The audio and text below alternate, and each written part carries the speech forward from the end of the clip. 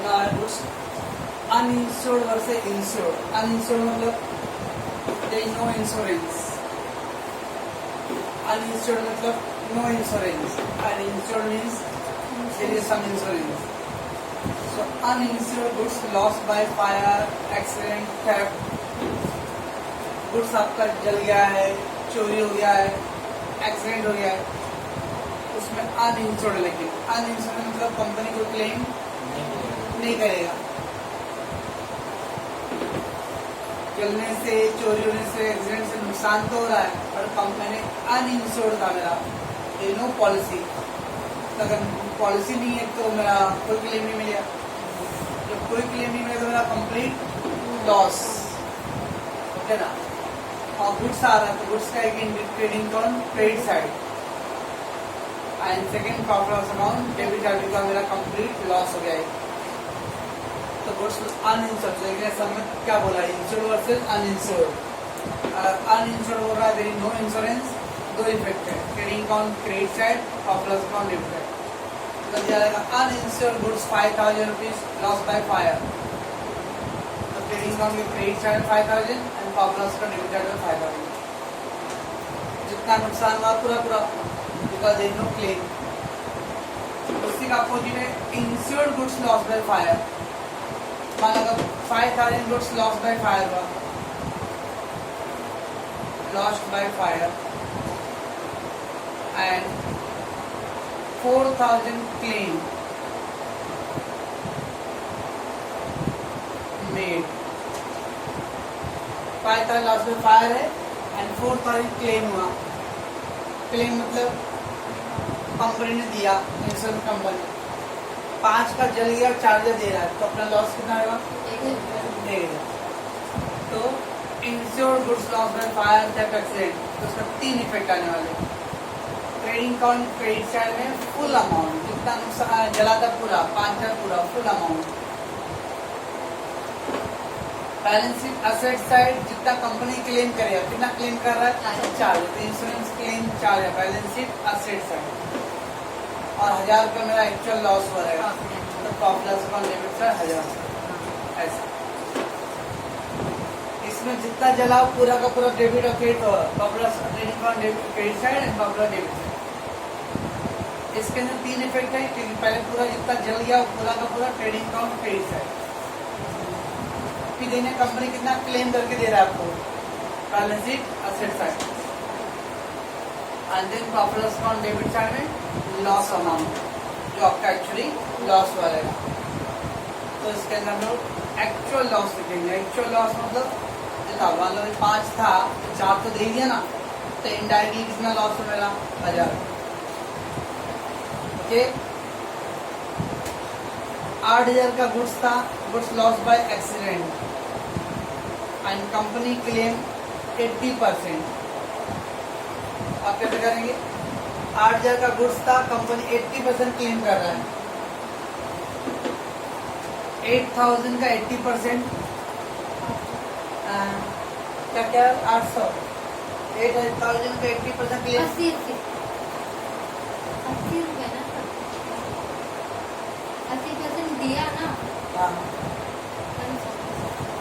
Sir मुझे लगा पूछ रहे, सॉरी सर। 8400 आएगा। कैलकुलेटर क्या रखे हो, हाँ, अपने दहेज का कैलकुलेट करने के लिए तो निकालना मुझे दहेज में पूरा हिसाब करोगे भाई कितना, बाद में फिर लड़कों के भरोगे बाद में 8000 था, उसका 80% क्लेम हुआ तो 6400 आ रहा क्लेम। तो 8000 में 6400 देगा, 1600 रुपये अपना लॉस हो गया। अब ट्रेडिंग अकाउंट क्रेडिट साइड में पूरा 8000 रुपये कंपनी क्लेम करके दे रहा है, बैलेंस से असेट साइड में 6400 रुपये। अब बाकी 1600 रुपये मेरा लॉस हुआ, प्रॉफिट लॉस अकाउंट डेबिट। तो पहले जितना जला है, जितना चोरी हुआ, जितना एक्सीडेंट हुआ है, ट्रेडिंग अकाउंट के क्रेडिट साइड बनना है पूरा अमाउंट। फिर देखिए कंपनी कितना क्लेम करके दे रहा है, बैलेंस शीट असेट साइड। अब बाकी का जो लॉस अमाउंट है, profit loss account debit side. ठीक है, ये जो तो हुआ गुड्स से रिलेटेड ना। अभी का अपने सवाल में मैन्युफैक्चरिंग भी है। अब uninsured goods, raw material loss by fire क्या कहते हैं? और वैसे पैटर्न देखो गुड्स का था, अब ये रॉ मटेरियल क्या है? अनइंश्योर्ड है तो दो इफेक्ट आना था में, यहाँ पे भी दो इफेक्ट आएगा। फर्क क्या है? गुड्स आता, गुड्स का एंट्री ट्रेडिंग अकाउंट में जाता है, ठीक है। अभी रॉ मटेरियल, तो रॉ मटेरियल की ट्रेडिंग में नहीं जाएगा मैन्युफैक्चरिंग अकाउंट। तो मैन्युफैक्चरिंग अकाउंट डेबिट साइड में क्या करेगा? Less from raw material consume. Manufacture हम लोग कहते हैं ओपनिंग स्टॉक और raw material, purchase raw material less returns, outward carriage of price fried था ना कुछ, और फिर लेस क्लोजिंग स्टॉक और रॉ मटेरियल था। तो क्लोजिंग स्टॉक को ऊपर क्या कर दिया? Less raw material loss by fire, less from raw material consume. तो less from raw material consume, तो जो क्लोजिंग स्टॉक और रॉ मटेरियल लिखते हैं ना उसके ऊपर closing stock of raw material के ऊपर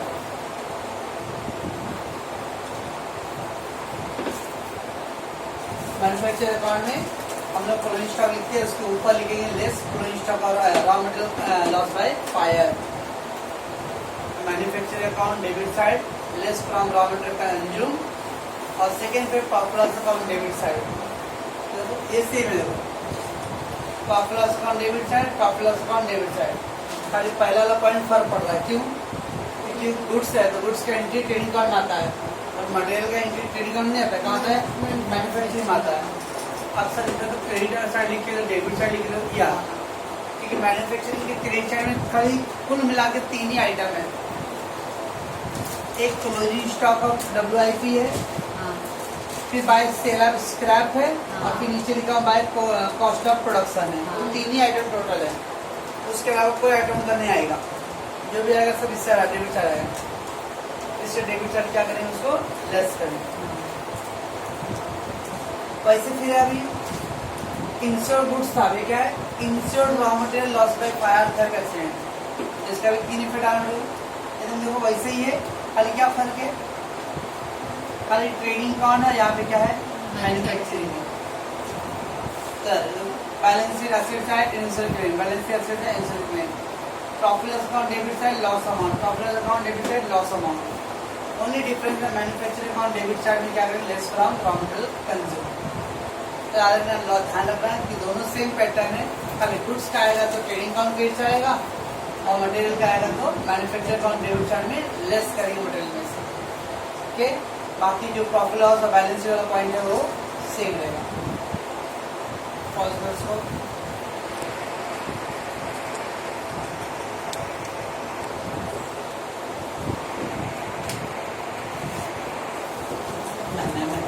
आप बैठिए ना।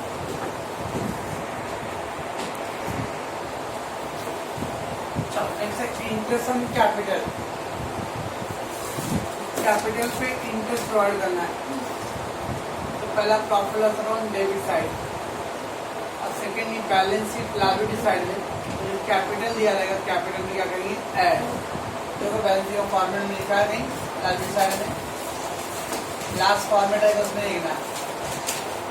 बैलेंस शीट लायबिलिटी साइड में लिखा capital, add introduce capital, add interest on capital. तो interest on capital profit loss account debit side, and then balance sheet liability side में add करेंगे कैपिटल। वैसे इंटरेस्ट ऑन ड्राइंग इसका उल्टा, interest on capital profit loss account debit का, interest on drawing profit loss account credit. Interest on capital balance sheet liability side, और ये add to the capital. Interest on drawing balance sheet liability side रहेगा, लेकिन less from capital रहेगा। Capital का interest capital में add रहेगा, capital का opposite होता है ड्राइंग। जब कैपिटल में ऐड हो रहा है तो ये ड्राइंग का क्या आएगा? लेस करेगा। तो दोनों contrast. Interest on capital business के लिए एक्सपेंस होता है, और इंटरेस्ट ऑन ड्राइंग बिजनेस के लिए इनकम होता है। अगर ये एक्सपेंस है तो profit loss account debit side, और ड्राइंग इनकम है तो profit loss account credit side. Interest on capital क्या करेंगे? कैपिटल में ऐड करेंगे। इंटरेस्ट ऑन ड्राइंग क्या करें, कैपिटल से लेस करें। देना डेप्रिसिएशन का दो एंट्री। यस, अभी तक डेप्रिसिएशन 12th में क्या करते थे, ट्रेडिंग का बैलेंस शीट एसेट में से लेस करते थे और प्रॉफिट लॉस अकाउंट डेबिट आता था। 12th बैलेंस शीट में से हम लोग क्या करते थे, एसेट में machinery less depreciation, furniture less depreciation, और फिर प्रॉफिट लॉस अकाउंट में डेबिट चार्ज टू डेप्रिसिएशन। तो एसेट में से लेस होता था प्रॉफिट और डेबिट चार्ज। अब बिकॉज हम लोगों ने दो पार्ट कर लिया है, मैन्युफैक्चरिंग अकाउंट भी है और हमारे पास प्रॉफिट लॉस भी है। Depreciation on machinery, depreciation on plant, depreciation equipment, depreciation factory building. ये मैंने ऐसे आइटम लिखा हूँ जो कहाँ पे यूज होता है, फैक्ट्री में यूज होता है। Machine, plant, equipment, factory building, ये सब फैक्ट्रियल आइटम। अगर फैक्ट्रियल आइटम पे डेप्रिसिएशन रहेगा वो कहाँ लिखेंगे हम लोग, manufacturing account debit side, factory expense में तो दिया जाएगा। डेप्रिसिएशन मशीनरी, जो मशीन फैक्ट्री का आइटम है तो उसका डेप्रिसिएशन मैन्युफैक्चरिंग जाएगा। प्लांट, इक्विपमेंट, फैक्ट्री बिल्डिंग, और obviously less balance asset side में लेस फ्रॉम एसेट। ये फिर एक बराबर वाली की तरह 12th का तरह, बट बिकॉज अभी इसमें क्या है, 12th में हम लोग सिंपली डेप्रिसिएशन काउंट करें प्रॉफिट लॉस में। देखिए अब याद है मैन्युफैक्चरिंग आइटम भी है, स्टिल मैन्युफैक्चरिंग का जो आइटम है, मैन्युफैक्चरिंग वाला item, machine, plant, equipment, factory building, उसका डेप्रिसिएशन मैन्युफैक्चरिंग अकाउंट डेबिट है। डेप्रिसिएशन फर्नीचर है, अब फर्नीचर फैक्ट्री में यूज नहीं होता है। Furniture, car, building, delivery van, ये सब ऐसे एसेट्स हैं जो फैक्ट्री में यूज होने वाले नहीं है, उसका डेप्रिसिएशन क्या लिखे हैं, प्रॉफिट लॉस अकाउंट डेबिट, और बैलेंस एसेट्स है लेस वन। ये दोनों पॉइंट सेम है। हम लोग क्या सोचना है, क्या वो एसेट्स फैक्ट्री में यूज होता है कि नहीं होता है। अगर वो एसेट फैक्ट्री में यूज होता रहेगा तो उसका डेप्रिसिएशन क्या लिखेंगे, मैन्युफैक्चरिंग। अगर उससे नॉर्मली ऑफिस में यूज होता रहेगा तो उसका depreciation profit loss. Depreciation building, profit loss debit. Depreciation factory building, manufacturing debit. Depreciation machinery, manufacturing debit.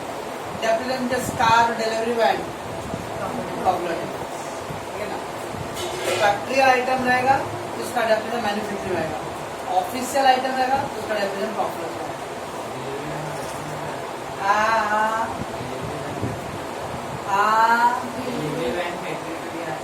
कसाला delivery man factory का काम, फैक्ट्री का काम डिलीवरी मैन नहीं करता है। डिलीवरी मैन का काम है सप्लाई करना, तो सप्लाई का काम होता है वो ऑफिशियल डिपार्टमेंट की तरफ से होता है। वो बनाएगा गुड्स, बना के गुड्स कहाँ रखेगा, गोडाउन में रखेगा। अब ये गोडाउन से सप्लाई, फैक्ट्री का काम खाली बनाना, बना के गुड्स आए उनका जो वेयर हाउस गोडाउन में है वहाँ पैक होएगा और वहाँ से फिर अलग अलग ऑर्डर पे जाएगा सेल्स डिपार्टमेंट से। तो डिलीवरी वैन का जाता है यहाँ पे प्रॉफिट लॉस। तो डेप्रिसिएशन में दो item, official item versus factory item. और एक लास्ट है एप्रिसिएशन ऑफ असेट्स।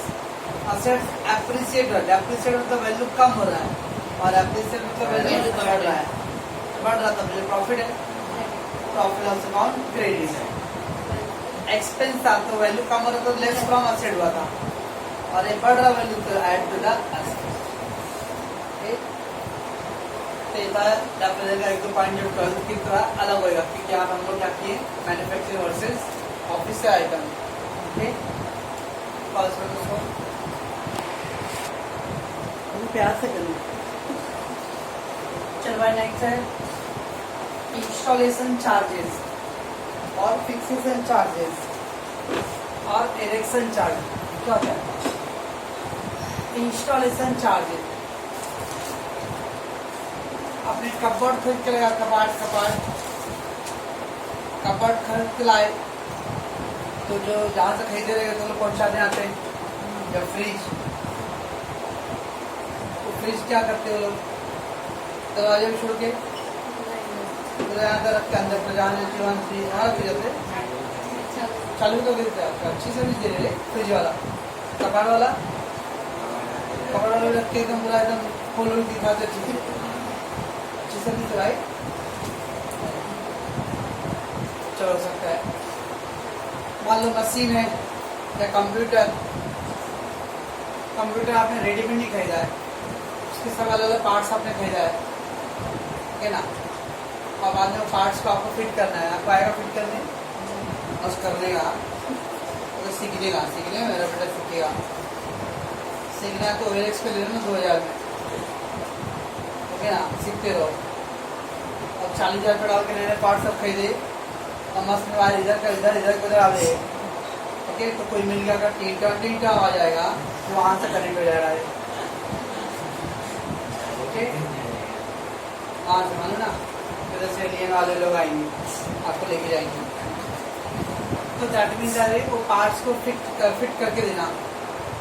उसके साथ एक इंजीनियर आता है, हार्डवेयर इंजीनियर, वो पूरा पार्ट्स आपका असेंबल करके देगा, असेंबल मतलब फिट करके देगा, है ना। तो that is called installation charge. AC है वो आप अपने से नहीं फिट कर दोगे, वो आप उसको अपने दीवार में फिट करना है वो पूरा करके देगा आपको, तो उसको ऑर्डर बोलते हैं इंस्टॉलेशन चार्ज। तो फिक्सेशन चार्ज और इरेक्शन चार्ज, तीनों का मतलब एक असेट्स को फिट करना, ठीक है। जब असेट को फिट करेगा तो खर्चा लगेगा, मतलब 40,000 रुपये का आपने कंप्यूटर का उसका पार्ट सब अलग, CPU कहीं और किसी और कंपनी का लिया, हार्ड डिस्क किसी और कंपनी का लिया, मॉनिटर किसी और कंपनी का, कीबोर्ड किसी और कंपनी का, सबका अच्छे कंपनी का पसंद करके सब लिया आपने, अब वो सारे पार्ट्स को फिट करना है, तो 40 का तो कंप्यूटर पड़ गया, और वो जो हार्डवेयर आएगा पूरा फिट करके देगा, वो अपना बोला भाई मेरा 2,000 रुपये सर्विस चार्ज है। तो कोई पूछे कंप्यूटर कितने का पड़ेगा, क्या बोलोगे, क्या बोलोगे कितने का पड़ा, तो बोले क्या 40 बोलोगी, तो 40,000 का तो पार्ट्स आया, वो 2,000 जब तक नहीं दूंगा तो मैं वो यूज कैसे करूँगा, नया रिक्शा लेते देखो तो ऊपर का सब गायब होता है, इधर गायब होता है, खाली देखिए ना। अब जिनका पहले से एक्सपीरियंस रहता है, अगर रिक्शा 2-3 बार लिए हैं तब तो उनको तो आगे तक खुद ही कर लेते हैं, लेकिन जो पहली बार लिया रहेगा वो या तो कोई पहचान वाला रहेगा, उसको बुलाएगा भाई करा दीजिए ना, कर दीजिए, तो एक आदमी वो भाव खाएगा, संडे को आऊँगा, परसों को आऊँगा, नर्सा आऊँगा, थोड़ा दीजिएगा, है ना। या तो फिर जो कंपनी यहाँ से लेते ऑटोमोबाइल, जहाँ से आपका रिक्शा सैमसंग वाला का लोन सैमसंग, वो लोग ही भेजते हैं, क्योंकि वो चार्ज लेंगे, वो सबको बोलते हैं इंस्टॉलेशन चार्ज। अब इंस्टॉलेशन चार्ज एसेट्स का उन्होंने लिया कि debited to the expense account, और डेबिटेड मतलब इंक्लूडेड, आपका वो खर्चा आपके असेट में जुड़ना चाहिए, तो किस में ऐड हो गया है, वो एक्सपेंस में ऐड हो गया है। Installation charge of assets debited या इंक्लूडेड टू एक्सपेंस, असेट का खर्चा एक्सपेंस में जोड़ दिया आपने, तब क्या करना पड़ेगा, लेस फ्रॉम एक्सपेंस और ऐड टू द असेट्स। तो इसमें आता था carriage inward include the carriage charges of the machinery, अब मशीन का चार्जेस था कैरेज में इंक्लूड हो गया, तो कैरेज में लेस करो, मशीन में ऐड करो। इंस्टॉलेशन चार्ज ऑफ मशीन भी added to the wages, machine का चार्ज वेज में ऐड हो गया, तो वेज में से लेस करूँगा और असेट में ऐड करूँगा, ऐसा है। तो कभी भी कोई असेट का कोई चार्ज है तो असेट में ऐड होना चाहिए, उन्होंने ऐड कहाँ पे किया, एक्सपेंस में, तो उल्टा कर दो, और एक्सपेंस में से लेस कर दो और असेट में क्या करो, ऐड। ठीक, उसके बाद ये क्या है, bill receivable dishonour, bill receivable dishonour, less from bill receivable add to the debtor, dishonour मतलब कैंसल, डिजॉनर मीन्स कैंसल, तो बिल रिसीवेबल डिजॉनर होता है, बिल रिसीवेबल में से लेस कर देंगे, और बिल रिसीवेबल का कनेक्शन होता है डेटर से। 12th में था bills of exchange, bill drop, bill accepted, तो लेस फ्रॉम बिल रिसीवेबल और ऐड टू द डेटर। वैसे bills payable dishonoured, less from bills payable, और बिल्स पेबल का रिलेशन होता है क्रेडिटर से, ऐड टू द क्रेडिट। दोनों का पैटर्न सेम है। Bill received dishonour less from bill receivable, add to the creditor. Bills payable dishonour less from bills payable, add to the creditor. Okay, then unrecorded purchase. Unrecorded purchase मतलब purchase के लिए record नहीं किया, included in closing stock but omitted to record in the books. Included in closing stock का मतलब यहाँ पे अरे मतलब यहाँ पे वर्ड था इंक्लूडेड टू एक्सपेंस, एक्सपेंस में इंक्लूड है, दोनों एक्सपेंस क्या कहते हैं लेस। वैसे यहाँ पे दिया included in the closing stock, सब क्लोजिंग स्टॉक में इंक्लूड है तो क्लोजिंग स्टॉक में लेस करेंगे नो। ये परचेज वाले वर्ड में कभी भी दिया रहेगा इंक्लूडेड ना, उसको पेंसिल लेना नहीं है। इंक्लूडेड इन क्लोजिंग स्टॉक का मतलब होता है कि आपका सामान गोदाम में आ गया है, आपका जो सामान है वो गोदाम में आ गया, लेकिन अभी तक बुक में रिकॉर्ड नहीं हुआ है। कभी हो सकता है कुछ सामान का डिलीवरी हो गया, जैसे हमारे मैडम है ओके, तो उनका दुकान है, आपका भी दुकान है, तो सामान का ऑर्डर दिए पापा ने, ओके दादाजी बैठते हैं, सब कौन करता है? दादा ना दादी, सब कौन करता है? दादी करते थे। तो दादी को टिकटॉक तो सब है। पैसा कितने में आता है? लाल कलर सारा देखती है। तो ऑर्डर मान लो दादी ने दी थी ऑर्डर कि सामान भिजवाया, तो डिलीवरी वैन में लाके डिलीवरी कर दिया और बिल पर चलान बिल जो भी रहता है वो दे दिया रहेगा। और दादी कहीं बाहर गई थी, अब आके सब तो आप दादी आके ही करेगी, ओके ना। और दादी गई थी शादी में, यूपी गई थी, तो 4-5 दिन के बाद आएगी, तो 4-5 दिन के बाद हिसाब पूरा बुक पे लिखेगी।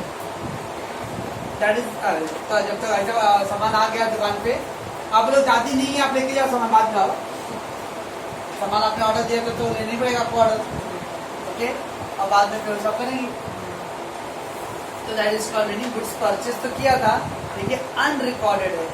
अनरिकॉर्डेड परचेज मतलब परचेज किया लेकिन रिकॉर्ड अभी तक नहीं हुआ है।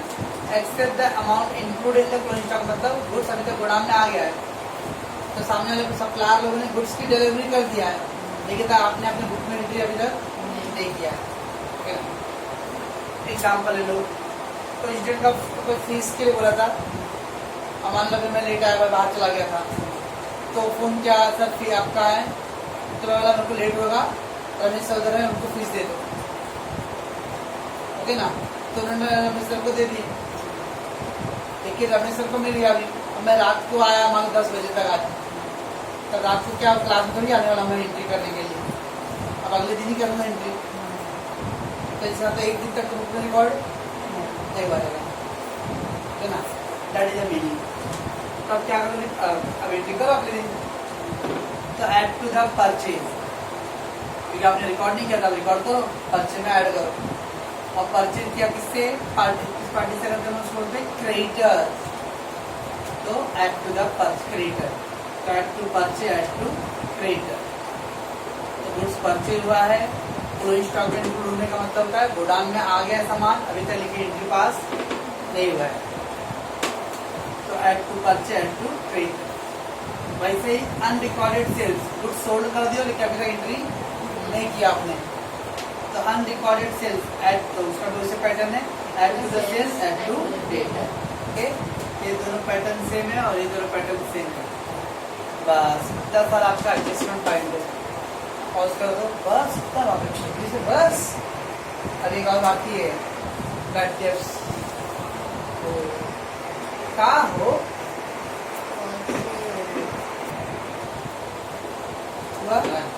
हाँ लगाए, अरे यार लेना यार, तो पहले दिखा नहीं, आगे शटर ही है, बैड डेट्स, बैड डेट्स से एडजस्टमेंट। पहला bad that means actual loss या अनरिकवरेबल अमाउंट होता है, ये मीनिंग है उसका, जिसमें ये है बैड डेट का मतलब ऐसा अमाउंट जो आपका रिकवर नहीं हो रहा है। किसी कस्टमर का आपने सामान बेचा था और 2-3 हफ्ते से वो गाय भी दिख रहा है, फोन लगा रहे हो तो आपके द्वारा डायल किया नंबर इस दुनिया में वैध नहीं है, डोंट ट्राई लेटर, है ना। तो आप समझ लो क्या वो पैसे अब मिलने वाला नहीं है। ओके, दुकान पे अगर अब ये लोग लेडीज है, एक जलने का आवाज है, पास आएगा अभी, लेडीज लोग हैं और लेडीज लोग सामान खरीदा, बोले कि अगर कोई 10 रुपये बाद में देता हूँ तो समझ लेना बाद में कभी आते ही नहीं। जेंट्स लोग को भरोसा करने, लेकिन लेडीज लोग को तो भरोसा करने का ही नहीं।